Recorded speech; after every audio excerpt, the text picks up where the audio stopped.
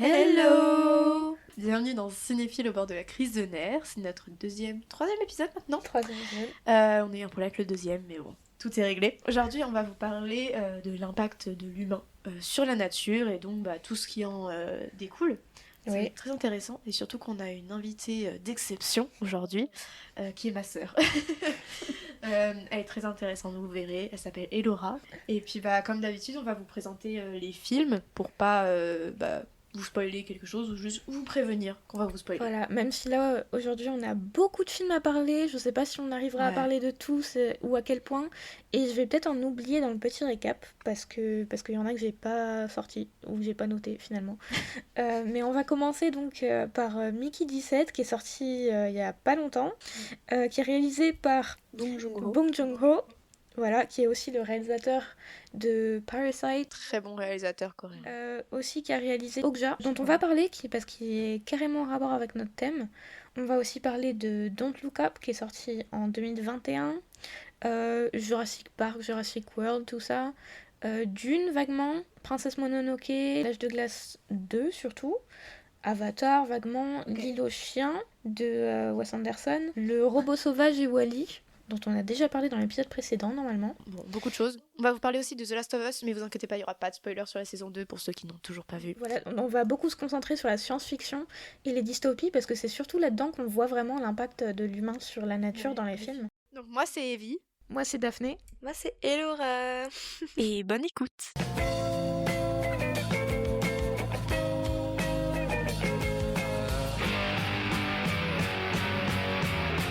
Mickey 17, du coup, c'est un film de dystopie, de science-fiction, dans un univers futuriste où, à cause de catastrophes climatiques, qui est donc à cause des êtres humains, la planète Terre, c'est le bordel complet.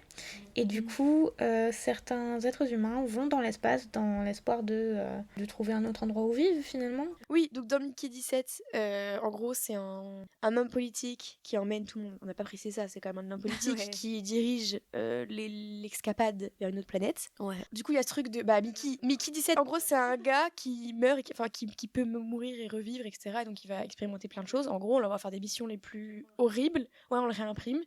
Et un jour, on découvre qu'il y a des grosses bébêtes sur une nouvelle planète. Donc, forcément, l'humain, homme blanc, il fait not possible. C'est à nous la planète parce qu'on a décidé. Bref, donc gros truc de colonisateur. C'est ça, donc ça parle de colonisation et de l'être humain qui s'approprie une autre planète, ce qui est un thème vachement récurrent dans beaucoup des films dont on va parler finalement. Oui. Parce que, à chaque fois, c'est vraiment les humains le problème. À chaque fois, de toute façon, on va revenir là-dessus. Hein. Mais aussi, là, je trouve ça hilarant que, en fait, c'était avant du coup le deuxième mandat de Trump et qu'ils ont tourné le film. Et du coup, quand le film est sorti, Mark Ruffalo a dit mais en fait, je l'ai grave sous-joué. Genre, je pensais que en mode c'était grave. C'était trop et tout, alors que pas du tout. et genre, du coup, je trouve ça hilarant qu'ils disent ça et c'est tellement vrai parce que si tu compares à Trump, c'est tellement léger. C'est vraiment une caricature de Trump. Et lui-même, il dit c'est un petit dictateur, genre. Qu'il interprète. Carrément. Et c'est pour ça qu'il est autant idolâtré, nanana. Alors que c'est vraiment, dans le film, c'est vraiment un méchant typique cliché. Ouais. Et finalement, c'est relativement réaliste. C'est ça. Et en vrai, le fait que Trump apparaisse comme inspiration pour les méchants des films dystopiques comme ça, c'est plus courant que ce que je pensais. Genre vraiment, il a eu un impact énorme sur les méchants de cinéma, Trump. Ce qui est très drôle, en fait, mais ce qui est assez terrible. Je pense aussi, du coup, à Don't Look Up, qui est sorti en 2021, donc après son premier mandat, où ça c'est une femme pour une fois, mais le personnage joué par Meryl Streep, clairement inspiré de Donald Trump. Oui, totalement. Genre, énormément, totalement. C'est vraiment une blonde au pouvoir, présidente, égoïste, égocentrique, tout ce que tu veux, quoi. Qui croit pas, enfin, ces musulmans, elle croit pas en voilà. plus au... Elle croit pas, c'est pour ça, le film Don't Look Up en français, il s'appelle Déni cosmique, qui est un super titre. Mais moi, je trouve ça fou que, jusqu'à la fin, t'es dans le déni à ce point-là. Genre, tu la vois, la comète, il y a les scientifiques, c'est ça. Et en fait, c'est intéressant. Mais c'est intéressant comment aussi, en fait, on voit comment ça passe par tout ce qui est réseau, tout ce qui est journaux et tout. Et c'est trop intéressant dans ce film là-dessus, en fait, de l'impact que ça a sur l'humain, de savoir on va crever, en fait. Littéralement. C'est ça. Mais du coup, le film, je vais un peu expliquer de quoi ça parle. Don't Look Up, qui est donc un film où des... C'est qui découvre? C'est des scientifiques? Ouais, c'est des scientifiques qui sont inspirés de vrais scientifiques. Ouais, c'est ça. Il découvre qu'il y a une comète qui va s'écraser sur la planète Terre et détruire le monde. Voilà, donc c'est encore dystopique. C'est une comédie dramatique américaine réalisée par Adam McKay. Voilà. Et donc l'idée, c'est que les scientifiques vont dire à tout le monde que c'est fini, que la planète Terre que va y avoir un gros problème, une grosse comète qui va s'écraser dans très peu de temps. Et finalement, personne ne les croit. Alors qu'ils ont les preuves, clairement, mais tout le monde, notamment les politiciens, décident de fermer les yeux, de faire semblant que ça n'existe pas, et de les tourner au ridicule. Et c'est pour ça que le film, c'est vraiment genre comment les politiciens et les êtres humains ferment les yeux face aux grosses catastrophes. Et c'est une grosse métaphore des politiciens qui ignorent complètement le changement climatique et qui disent que ça n'existe pas. Donald Trump. Mais au début du Covid, tout le monde était dans le déni. Enfin là, c'est totalement en mode, c'est la désinformation et tout. Et genre, t'es là en mode, mais non, mais c'est bon, c'est pas possible et tout. Enfin, au moment, on était enfermés chez nous. Et il y a des gens qui étaient quand même là, mais c'est rien. Mais c'est super intéressant. De toute façon, en fait, quand on dit qu'il y a un danger qui peut être mortel pour l'humain est totalement dans le déni. C'est une manière de se protéger aussi. Ouais. Et vraiment, le Covid, c'est fou comment c'était... genre, avant que le Covid arrive, il y avait eu déjà énormément de films et de livres de science-fiction qui parlaient d'un virus comme ça qui se propage. Et après le Covid, c'était fou comme c'était une thématique qui revenait partout, quoi. Mais ouais, mais tu vois, avant le Covid, on était là en mode, mais c'est trop. C'est le truc un peu en mode, pour comparer vite fait avec Interstellar, dont je vous parlais tout à l'heure. En gros, dans Interstellar en soi, c'est quand même c'est pas un virus, mais il y a un problème sur Terre qui impacte l'agriculture et du coup, ils engagent en gros un mec qui travaille dans l'agriculture pour aller dans l'espace pour pouvoir cultiver des choses, genre sur une autre planète.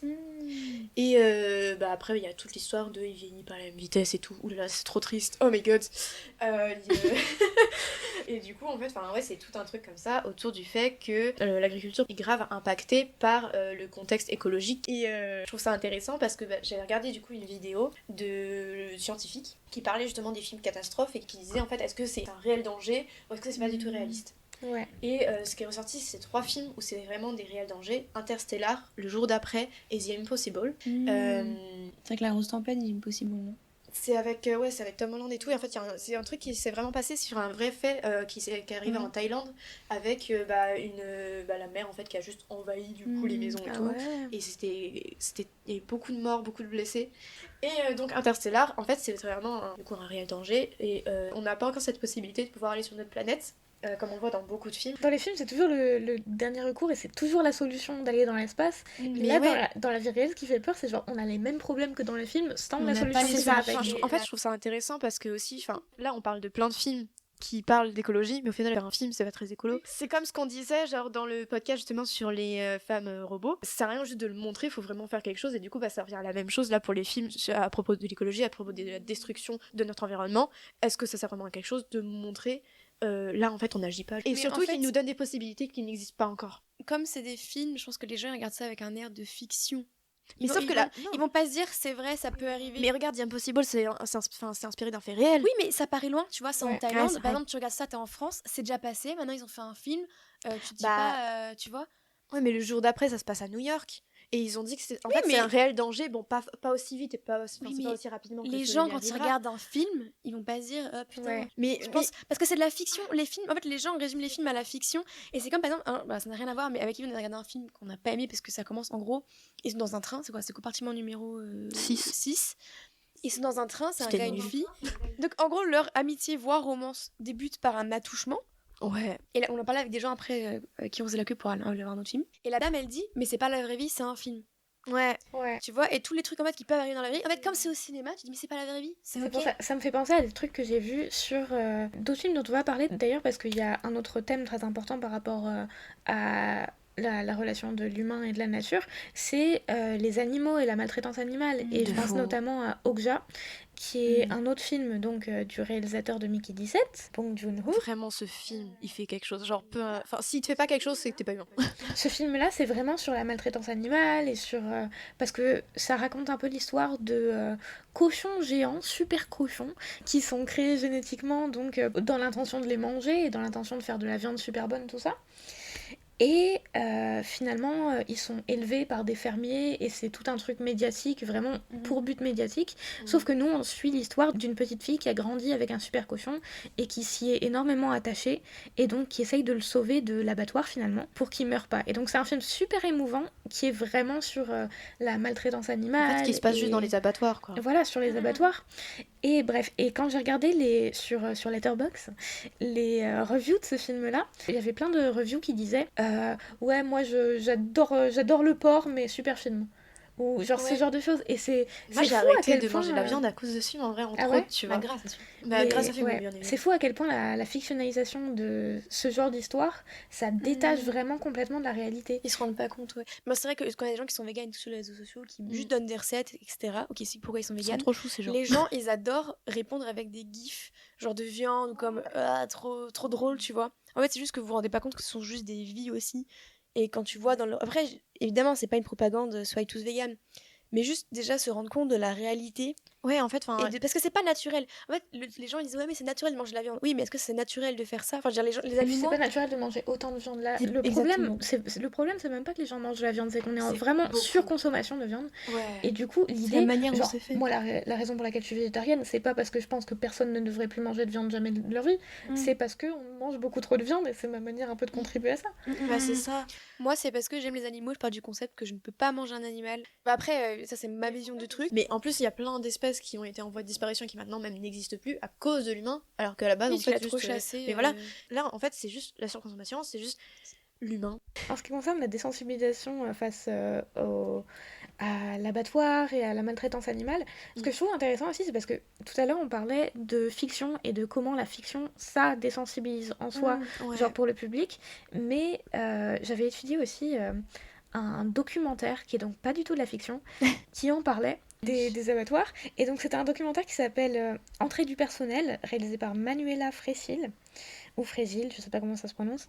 Et bref, en gros, c'est une documentariste qui était allée dans les abattoirs dans l'idée d'interviewer les gens qui travaillent là-bas pour qu'ils parlent justement de l'impact que ça a sur leur morale et sur leur esprit de voir des animaux mourir constamment et de participer à cette fonction-là, quoi. Et donc, c'était pour ça qu'elle y était allée de base, et ce qui l'a un peu étonnée, c'est que quand elle a posé... Parce qu'elle n'a pas vraiment essayé de diriger la conversation, elle a juste demandé aux gens de parler et elle a vu ce qui en sortait, quoi. Personne n'a parlé de ce que ça faisait sur leur esprit, la mort des animaux. Ils ont tous parlé vraiment du mécanisme des mouvements, de toujours faire la même chose constamment et d'attraper de la viande et de la mettre dans la machine, tout ça. Et c'était vraiment le mécanisme des mouvements qui les marquait et qui les fatiguait plus que la mort des animaux, parce qu'ils étaient complètement désensibilisés à ça à force. Et ça, ça m'a vraiment... Genre, ça montre vraiment le...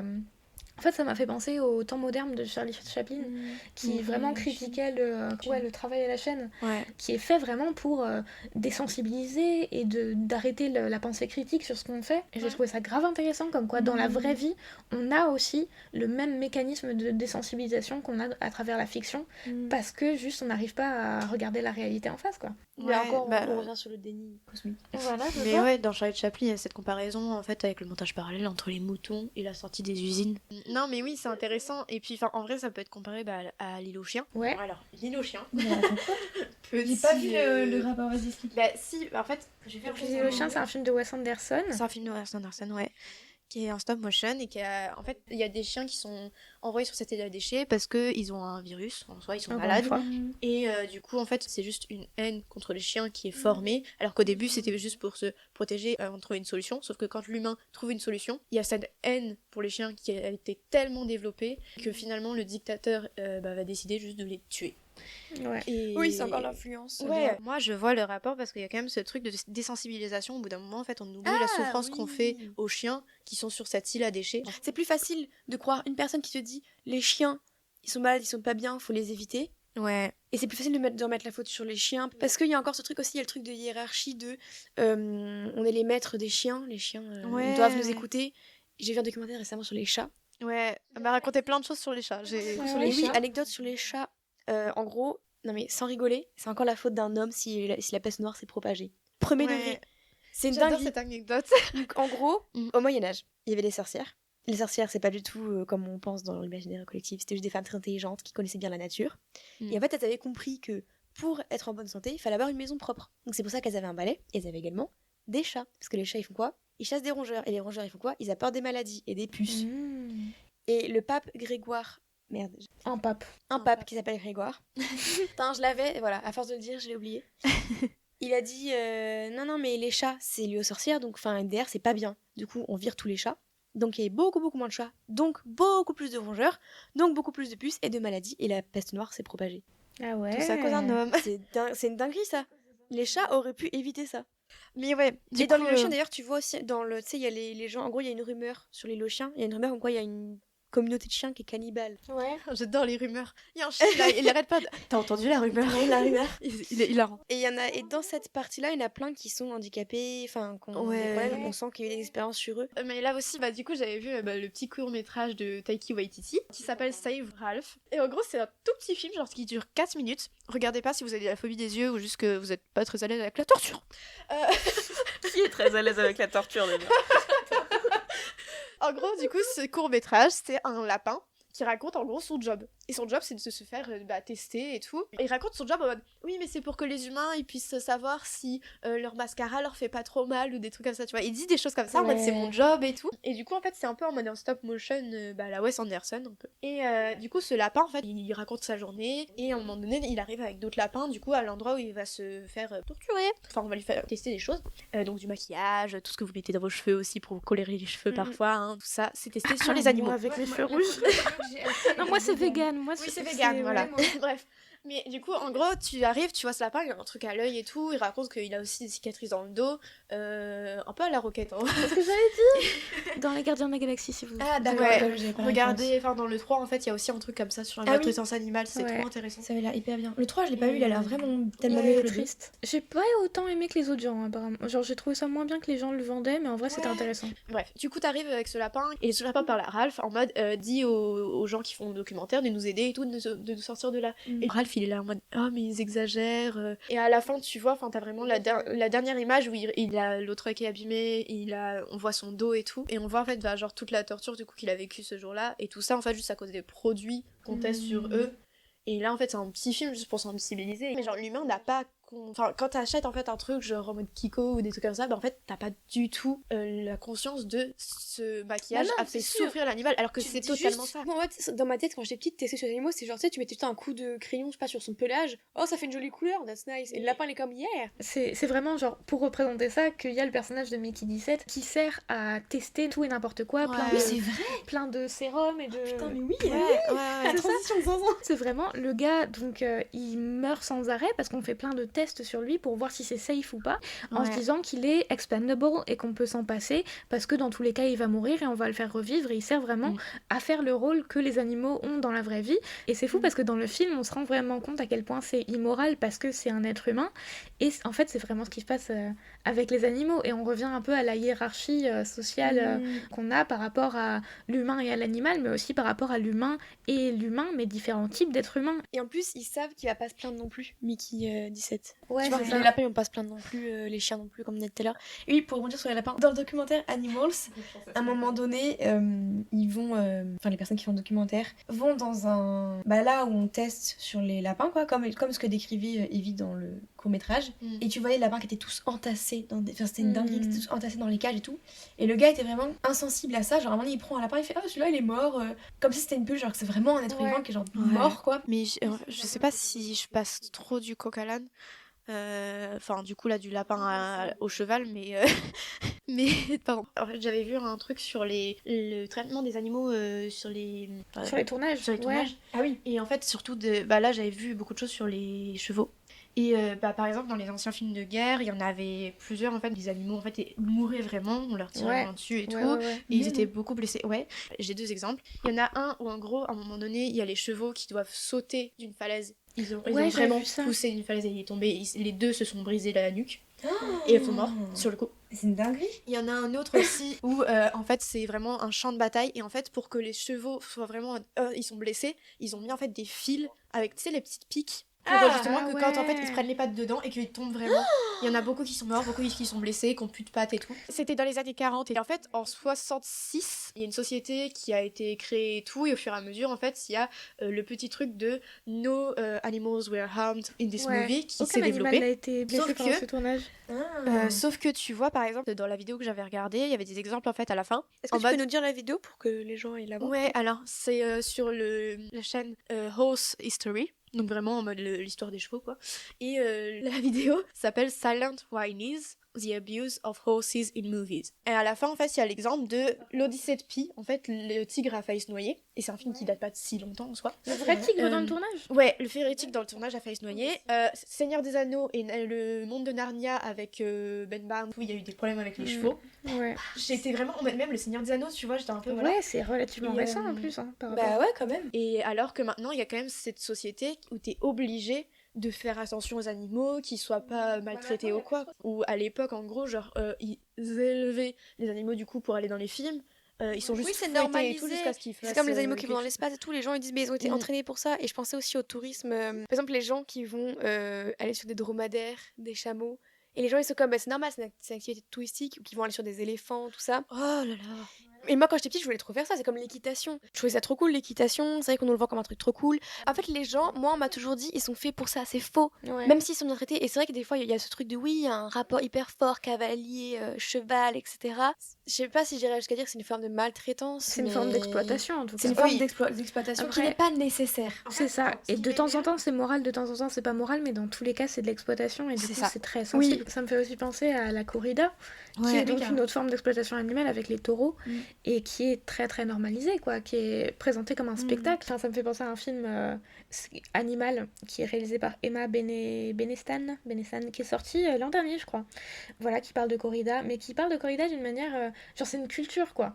Et c'était assez flou si je crois pas que le film critiquait vraiment un petit peu. Le film critiquait un petit peu la maltraitance, mais en mode montrer la culture qu'il y avait derrière, comme quoi c'est plus compliqué que juste des êtres humains qui maltraitent des animaux, parce qu'il y a vraiment toute une culture et une accroche avec ces animaux.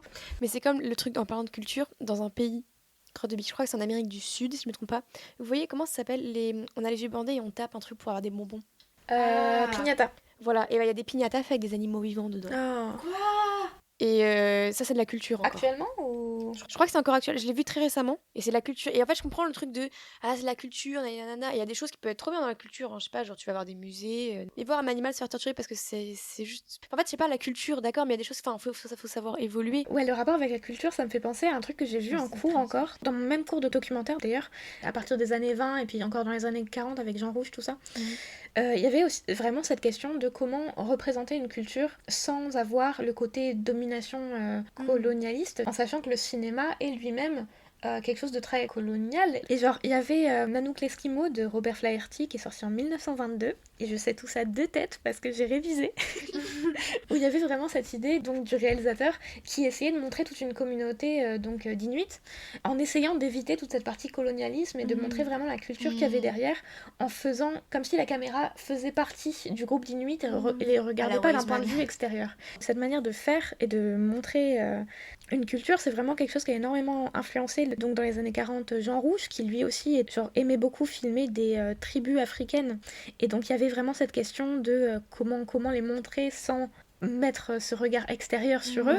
Et donc je dis ça par rapport à tous les films dont on a qui parlent du colonialisme et qui parlent du regard sur soit un autre type d'être humain, soit une autre espèce qui n'existe pas, soit une espèce animale.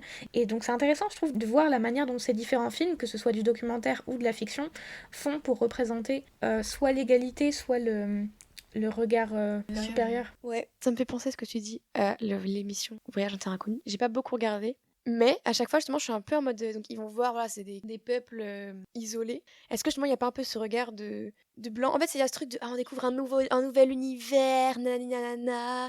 Et je sais pas, à la fois il y a ce truc de curiosité et de c'est zinzin de voir des gens qui vivent vraiment pas comme nous, mais en mode comme si notre norme était normale. Je sais pas comment si notre façon de faire était la bonne façon de faire. Alors qu'on sait très bien que non. Pour moi, il y a les deux regards. Il y a vraiment ce regard de, effectivement, tu découvres quand même une autre façon de vivre, c'est intéressant, mais effectivement, il y a quand même ce regard de la célébrité en mode c'est marrant qu'ils sont comme ça. Enfin, c'est comme il y a plus le regard extérieur, comme tu dis, il est plus présent. Et c'est comme, il faut sachez que Inoxtag a monté l'Everest, et moi, j'ai pas vu la vidéo, et j'ai vu énormément d'extraits, énormément de critiques, et il y a des moments comme ça dans la vidéo, il est en mode mais c'est vrai que c'est fou, eux ils ont rien, nous on a tout.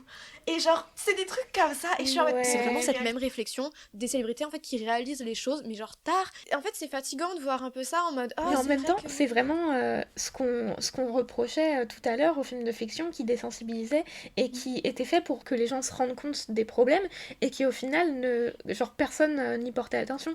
Et là, on voit l'exemple inverse où les gens y portent attention. Genre, à travers donc des célébrités qui y font, on voit que ça a un impact sur eux et pourtant, c'est pas tout à fait juste non plus. Donc il y a vraiment un équilibre à trouver entre les deux, ce qui est assez drôle à penser. Peut-être demander aux personnes concernées déjà. Ouais, mais dans les films dont je parlais, Nanook l'Eskimo, ce qu'il a mis en place notamment, qui était ultra important par la suite, c'est le principe du feedback. C'est vraiment l'idée qu'il filmait la journée et le soir, genre dès qu'il avait filmé, il montrait ce qu'il avait filmé aux gens qu'il avait filmé, donc les Inuits, et leur demandait ce qu'ils pensaient. Ah, trop bien. Et voilà, et donc c'était vraiment cette collaboration avec un respect mutuel pour pas faire comme d'autres films, comme notamment que j'avais étudié Au pays des colosses et des pygmées, un film de Aurelio Rossi en 1925, où c'est vraiment un homme blanc qui vient avec sa caméra dans un pays africain et qui effraie les habitants et qui les force à se tenir debout pour les filmer. Et on voit vraiment dans les images à quel point ils sont effrayés. C'est vraiment intéressant de voir la différence. Ça me fait penser à un truc à aucun rapport. En histoire du cinéma, du coup, on a étudié différentes périodes du cinéma dans différents pays. Et en gros, en Russie, la sortie des camps, ils ont voulu la filmer. Ah oui, tu m'as dit. Et en gros, ils ont filmé la sortie des camps, ils étaient en mode, mais là c'est trop tragique et tout, ils sont pas heureux, ils ont faim, ils sont trop moches. Bah oui, c'est juste la sortie des camps, horrible quoi. Ceux qui voulaient que ce soit un truc joyeux en mode retrouvailles des familles et tout. Et donc du coup, une semaine après, ils ont refait la même chose, mais en mode ils étaient mieux, ils avaient dormi, ils avaient mangé et tout machin, et ils ont retrouvé leur famille. C'est encore ce truc de enjoliver ouais, mais c'est vraiment en mode le truc de communauté et tout. Moi je pense qu'on peut faire une transition avec Avatar, avec l'humain du coup qui envahit en fait une planète avec des êtres qui sont différents d'eux et qu'ils vont considérer comme minorité, qui vont vouloir attaquer en fait et exterminer. Pour moi, peut faire un petit lien. Ouais, carrément. En gros, c'est des colonialistes qui arrivent sur la planète de Pandora. Et sur cette planète, il y a les avatars. Et il y a le personnage principal qui s'appelle Jack, qui va finalement devenir avatar à la fin du 1. Et dans le 2, bon après, je vous avoue que c'est beau, c'est magnifique. James Cameron, beau travail visuellement. Mais par contre, le 1 et le 2, c'est le même scénario. Il va falloir que tu revoies le 3, on verra bien comment ça se passe. Mais bref, oui, c'est intéressant aussi parce qu'il y a quand même un contexte écologique, un contexte aussi sur la maltraitance animale au niveau des baleines dans le 2. Et il y avait même les espèces de dragons, oiseaux chelous dans le 1. Et dans le 2, ils vont de l'autre côté de la planète. Il est humain et choisit de rester là, quoi. Ouais, parce qu'il est tombé amoureux et parce qu'il a été choisi en mode par. Est-ce qu'il y a pas un truc un peu mode. Il a été choisi, genre, et c'est le seul du coup humain de base. C'est bizarre, tu vois, il a été choisi, c'est comme dans L'île aux chiens, la seule qui ose se rebeller, etc., c'est l'américaine. Ouais, tu vois, c'est toujours une manière très hollywoodienne de voir les choses. Oui, totalement. Essayer de mettre en scène des problèmes réels pour sensibiliser, mais d'une manière très hollywoodienne qui finalement. Oui, c'est toujours l'américain. Oui, voilà, ça, tout est bien qui finit bien. Je pense que c'est aussi pour ça qu'il y a beaucoup de désensibilisation, parce que finalement, c'est très fictionnalisé et du coup, il y a beaucoup moins cet impact réel. Enfin bref. Et dans le 2, ils vont en fait dans un autre endroit qui prête l'eau. Et en fait, c'est une autre communauté d'avatars. Et eux, ils sont pas copains avec les oiseaux dragons, ils sont copains avec des espèces de petites baleines qui sont trop petites, trop mignonnes, ouais, des grandes baleines. Et à un moment donné, en gros, les Américains, du coup, ils veulent les chasser, ils veulent tuer tout le monde. Ils brûlent même des villages pour essayer d'atteindre Toulouse McTo et sa famille. Impression déjà vue historique, je crois. Ouais. Et aussi, en fait, ils veulent récupérer ce qu'il y a dans les baleines, qui est en fait très cher. Ouais, qui est de l'huile. C'est juste ce qui se passe toujours à cause du capitalisme, parce que vive l'argent. Même pour l'encre des pieuvres, tout ça, on a créé un putain de 8e continent avec nos déchets et on continue de pêcher des poissons et des êtres juste pour avoir encore plus d'argent. Comme la chasse aux dauphins, c'était interdit au Japon, mais ils ont continué. Ouais. Et puis il y a vraiment cette transition vers Jurassic Park où ils créent vraiment les animaux à partir de. En fait, là du coup, on a cette comparaison avec Jurassic Park et Jurassic World où on crée l'animal au final qui peut nous tuer. On veut le recréer pour l'exploiter encore une fois. Ouais, c'est ça. Genre recréer un animal à partir d'ADN, ce qui est assez horrible comme principe parce que c'est le mettre dans un parc. Créer la vie pour le divertissement, ce qui est très peu moral finalement. Si l'humain et les dinosaures n'ont pas cohabité, c'est pour une raison. Et je trouve qu'on peut faire une comparaison. En fait, là, du coup, c'est des animaux qui sont créés par l'homme pour l'homme. Et alors que par exemple, si on compare avec le règne animal de Thomas Cayley, merci Daphné. Sorti en 2023. Où ici, en fait, c'est l'homme, en fait, n'a pas le choix. C'est quelque chose, en fait, qu'il ne décide pas. Et au final, du coup, ça nous fait peur parce que du coup, on peut pas contrôler. En gros, les humains, il y a un espèce de virus qui les atteint.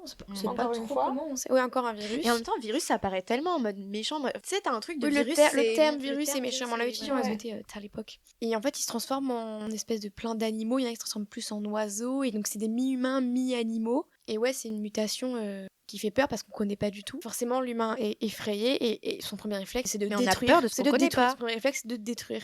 Alors que ça reste des humains encore. Bref, anyway. Je voulais rebondir sur le fait que virus, il faut qu'on parle évidemment des films de zombies. Ouais.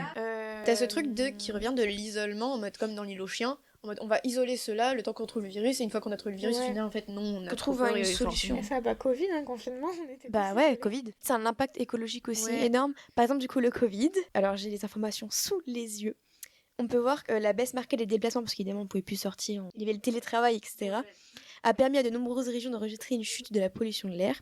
Et en Chine, les confinements et autres mesures ont entraîné une réduction de 25% des émissions de carbone, ainsi qu'une réduction de 50% des émissions d'oxyde d'azote. Voilà. Donc finalement, vive le Covid, quoi. Et évidemment, après, on a très vite repris. Mais la nature a repris ses droits durant ce temps, et je trouve ça intéressant aussi dans les films de zombies. Souvent, tu vois en fait la nature qui reprend ses droits sur les lieux. Notamment dans The Last of Us, qui est adapté d'un jeu qui est sorti il y a une dizaine d'années maintenant. Très cinématographique, trop bien.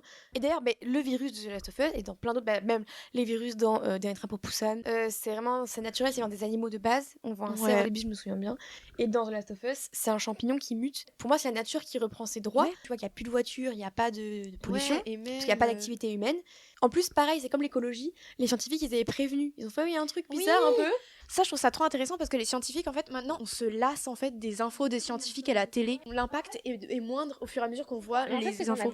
On a tellement d'informations différentes avec Internet, tout ça, et d'informations contradictoires aussi, qu'on ne sait plus à qui faire confiance, et puis on n'arrive plus à discerner les fake news des vraies informations scientifiques. Et donc maintenant, c'est pour ça qu'il y a beaucoup cette culture du déni, de ne pas écouter les scientifiques. On le voit dans The Last of Us aussi. Je trouve que dans une génération aussi, il y a beaucoup d'éco-anxiété, c'est ça le terme. Ouais. Pendant un temps, moi, j'avais tellement d'infos dessus, j'étais vraiment submergée par toutes ces infos-là. Et c'est juste terrifiant. T'as peur pour ta vie, t'as peur pour l'avenir. Je trouve justement que c'est vraiment quelque chose qui est beaucoup plus effrayant pour les jeunes. Mais moi, par exemple, en 5e, j'ai eu beaucoup de sensibilisation face à ça. Et du coup, avec des amis, on avait créé une junior association où on ramassait des déchets. Et c'était vraiment... T'étais pas présidente de l'asso? Si, j'étais présidente de l'association SOS Planète en détresse, si jamais. Bref, et il y avait plein d'adultes qui nous avaient dit « Ouais, c'est super ce que vous faites, tout ça, parce que c'est votre génération qui peut tout changer, tout ça. » Mais vraiment, on rattrape les dégâts causés par les générations Ils parlent du d'avant. concept qu'on peut changer, mais eux, c'est bon, c'est passé, quoi. Trop la flemme. J'ai l'impression que du coup, on a cette pression de on doit faire tout le boulot pour la suite. Ouais. Alors que non. Puis c'est un peu triste, les générations d'avant qui disent, je crois que c'est mamie, elle nous a dit, ouais, nous, on vous laisse une planète de merde. Mais en vrai, tu peux encore faire des choses du quotidien. Mais il y a vraiment cet abandon.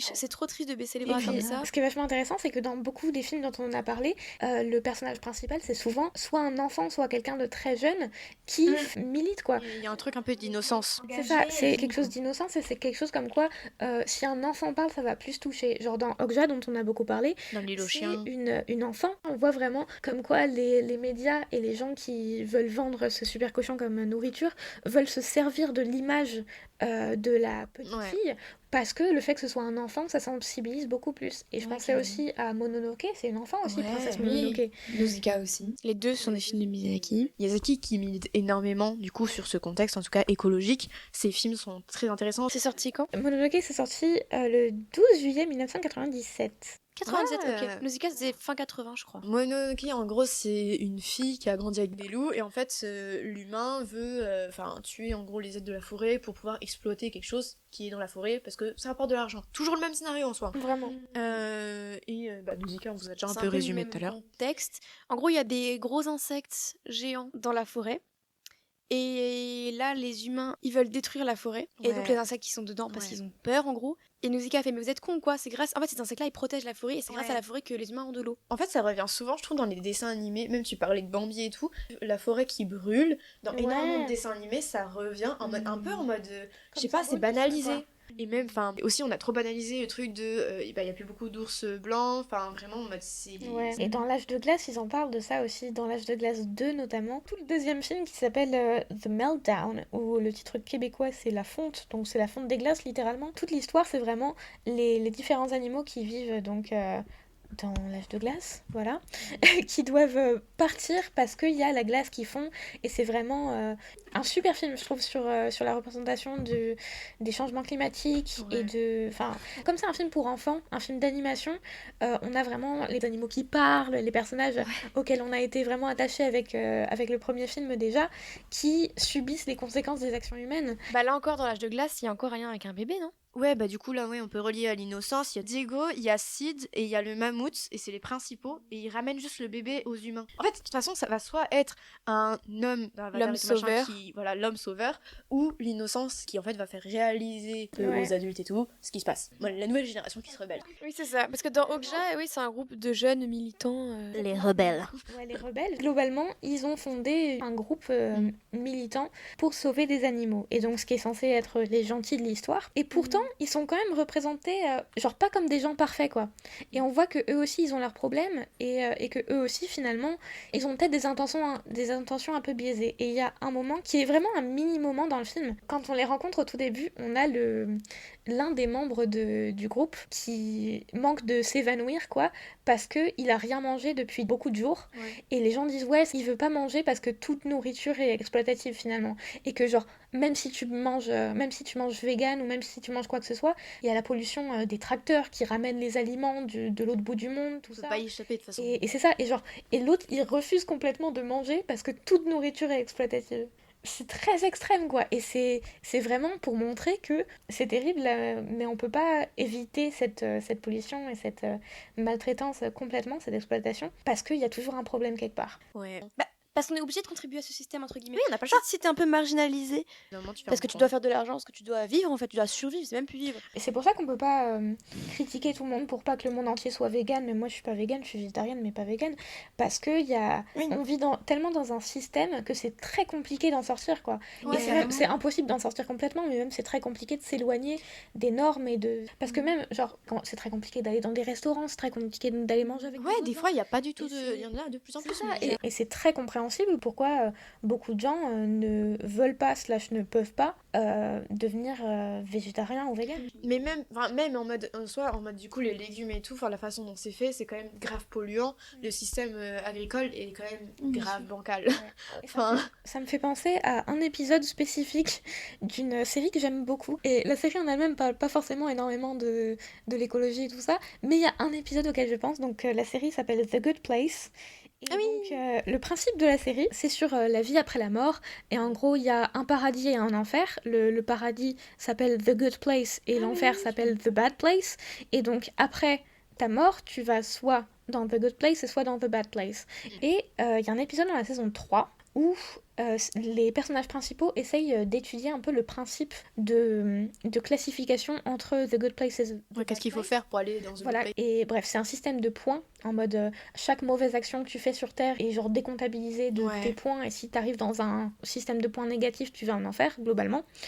Et dans la saison 3, épisode 9, je crois, on rencontre un personnage qui est vivant et qui a compris comment arriver au paradis, il a compris le système de points, et donc il a basé toute sa vie autour de faire le plus de bonnes actions possible pour avoir le plus de points possible et pour arriver au paradis.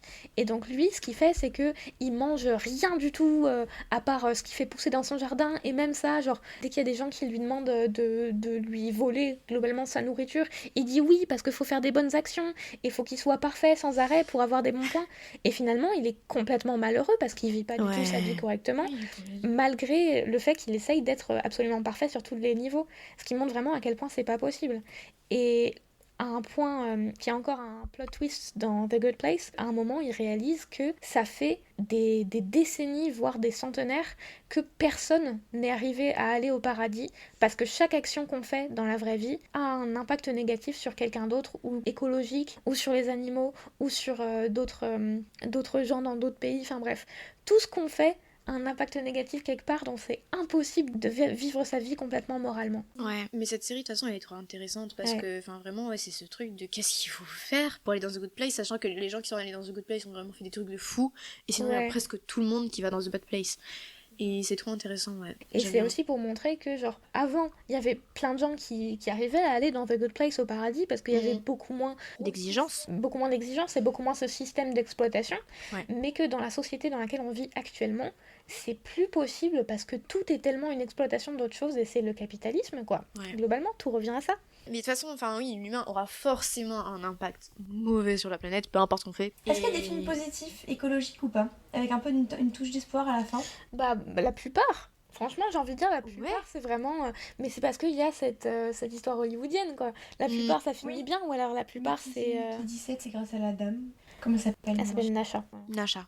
Ouais, dans Mickey 17, Nasha. J'avais peur un peu de son rôle que ce soit un peu utilisé, tu vois, genre... c'est la femme noire, en plus, tu vois, en mode... Et au final, elle est trop slay, c'est grâce à elle que Mickey... Et elle a après les reconnaissances de tout le monde, tu vois. Ça fait plaisir. Ouais, mais c'est ça, c'est vraiment cette histoire. À la fin de la plupart des films dont on a parlé, il y a un personnage qui va tout sauver et qui va donner un espoir d'un meilleur, tout ça. Et c'est quelque chose qui est très, très bien dans la fiction, mais qu'on voit rarement dans la vraie vie. Ça donne de l'espoir, parce que si tu regardes un film, après t'en sors, tu fais il n'y a pas d'espoir. Mais oui, mais en fait, je te jure que j'ai regardé plein d'interviews et tout, les scientifiques ils sont de plus en plus en mode on sait pas comment dire les choses à la télé, ou en tout cas donner des nouvelles qui sont des mauvaises, parce qu'au final en fait les gens les prennent toujours de la même manière, et même quand on va dire effectivement bah là par exemple dans Don't Look Up, il y a une météorite, vous allez tous mourir, c'est banalisé en mode non c'est pas vrai, puis enfin c'est on ça, le prend trop à la rigolade ou au second degré en mode enfin voilà. Mais comment aborder des sujets négatifs comme ça, c'est une vraie problématique, hein, parce que si on l'aborde complètement négativement, personne ne va écouter, parce que personne ne veut avoir encore plus de mauvaises nouvelles qu'on en a déjà. Mais si on l'aborde positivement, bah tout le monde va prendre ça pour acquis et personne ne va vraiment en avoir quelque chose à faire. Ouais, le personnage de Leonardo DiCaprio dans Don't Look Up, il va dire en mode oui effectivement c'est ça, il y a une météorite, c'est ça qui se passe, et elle va en fait s'écraser sur la planète dans pas longtemps.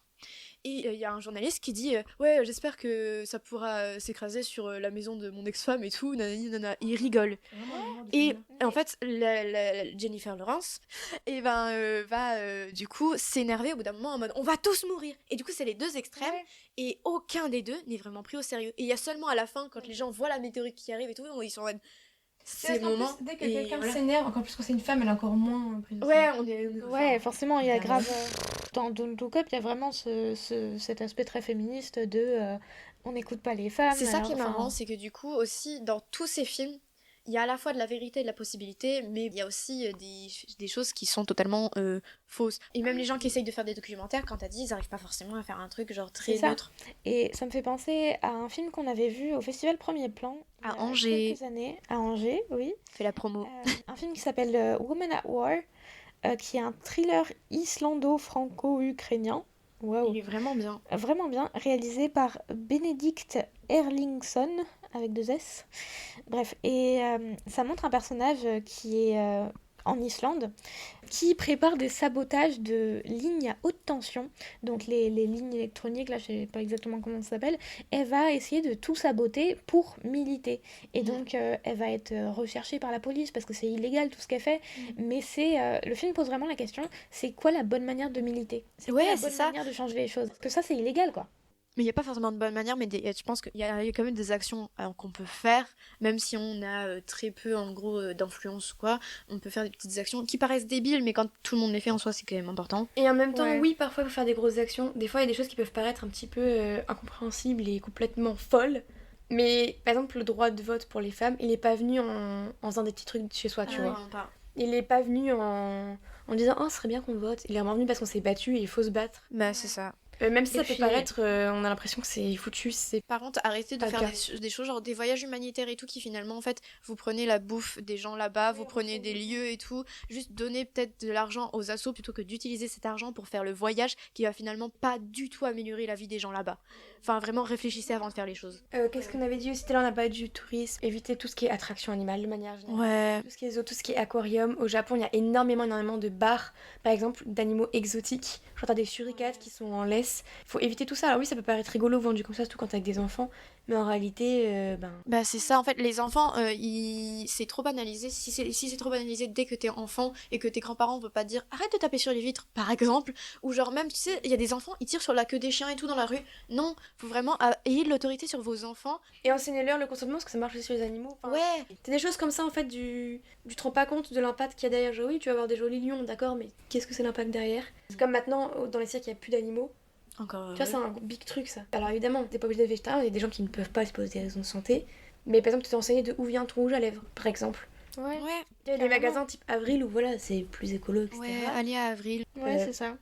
Et vraiment, genre, au lieu de regarder les films, tous les films dont on a parlé, et de peut-être les aimer pour leur réalisation, tout ça, faites un peu plus attention peut-être aux thématiques et à ce que ça veut dire, parce que ça m'a un petit peu énervé de voir les commentaires sur Okja et sur des gens qui disent, qui regardent le film et qui pendant les 2 heures sont très affectés, mais après les 2 heures c'est fini. C'est vraiment quelque chose à réfléchir, comment on peut se servir de tous ces films qui finalement, même s'ils le font pas parfaitement, essayent de sensibiliser un petit peu sur des bonnes causes, de nous faire réfléchir et que ça ait un impact dans le monde réel, quoi. Ouais. Parce que de toute manière, oui, l'art de manière générale c'est politique, oui, c'est la vraie vie. On peut pas regarder un film sans avoir un message derrière. Après oui, hein, évidemment, il y a des trucs, c'est vrai que tu regardes un film parce que t'as envie de te changer les idées, etc. Mais quand tu regardes un film un minimum engagé, oui, après, il faut avoir une réflexion, c'est important. Il faut réussir à sensibiliser, mais en changeant aussi derrière la caméra, en plus de devant la caméra. C'est très joli de faire des films sur des gens écolos, mais il faut derrière ça soutenir les mêmes problématiques dans le monde réel et réussir à trouver une manière d'être plus écolo dans notre manière de faire des films et de faire de l'art en général. Non, mais par contre, en vrai, genre là, du coup, on parle du cinéma, mais en fait, dans plein d'arts, il y a un truc qui se développe de plus en plus pour l'impact écologique. Il y a un responsable écologie, je sais plus le nom de ce métier, mais c'est un métier qui, c'est comme les coordinateurs d'intimité, qui se développe au cinéma. Il y a aussi ce truc au théâtre où en fait, tu peux réutiliser les décors, énormément d'ateliers où en fait, ils vont tout réutiliser. Je trouve ça intéressant parce que ça se développe de plus en plus dans beaucoup d'arts de réutiliser en fait ce qui a déjà été utilisé, ou au moins d'avoir quelqu'un qui a un métier qui est responsable en fait de calculer le taux pour pas trop impacter en fait la planète. Et ouais, c'est bien parce que du coup ça se développe de plus en plus. Et vraiment coordinateur d'intimité et justement responsable écologie, je sais plus le nom vraiment précis. Ce sont des métiers qui sont très peu connus pour l'instant, il n'y a pas encore de formation vraiment précise, mais ça se développe et je trouve ça trop bien en fait. Ouais, et j'avais lu un truc comme quoi dans The Last of Us, justement, dont on a parlé, Bella Ramsey, qui joue donc le rôle principal de Ellie, avait fait une demande genre parce que je crois qu'elle a participé à la production en tout cas la saison 2 de The Last of Us, et sa demande pour la production, c'était vraiment qu'on ait un éco-responsable, donc ce que tu parlais, je pense, d'un responsable écolo, de manière à ce qu'il y ait vraiment cet impact dans le monde réel. Et j'ai trouvé ça vachement bien. Ouais, vachement bien d'emmener vraiment cette série qui est en plus très mainstream et très connue, quoi. Et je trouve que c'est quelque chose qu'on pourrait vraiment pousser sur d'autres tournages. Et forcément, ça fait pas tout, mais c'est déjà un début. Genre, c'est peut-être une manière très, très enjolivée de voir la situation, mais au final, comme on a dit, il n'y a pas grand-chose qu'on peut faire, et les petits trucs, faut les faire, quoi. Déjà, être éveillé sur les choses. C'est déjà bien. Puis prendre conscience. Savoir, regarder un film et se faire un avis aussi. Pas forcément regarder le film et se dire ah ouais, c'est comme ça, et manger les informations comme ça. Et vraiment avoir une réflexion après. Faire des recherches et pas juste se baser en mode sur une recherche qui peut être une fake news et tout. Vraiment, renseignez-vous sur les informations que vous voyez, quoi. Oui, carrément. Mais après un film, juste en parler, c'est chouette. Ouais. Voilà, je pense qu'on est bien là en vrai. Ouais, on va arrêter là, on a parlé pendant un petit moment. Ouais, j'espère que ça vous a plu. Ouais. Donc on était 3 aujourd'hui. Donc voilà. Evie, Daphné et Laura. Merci de nous avoir écoutés. J'espère que vous avez passé un bon moment, que vous avez apprécié cet épisode. En tout cas, nous, je pense qu'on s'est bien amusés. On a aimé parler de ce sujet. J'espère qu'on n'est pas trop parti partout. Et puis, on va vous dire au revoir. Bisous!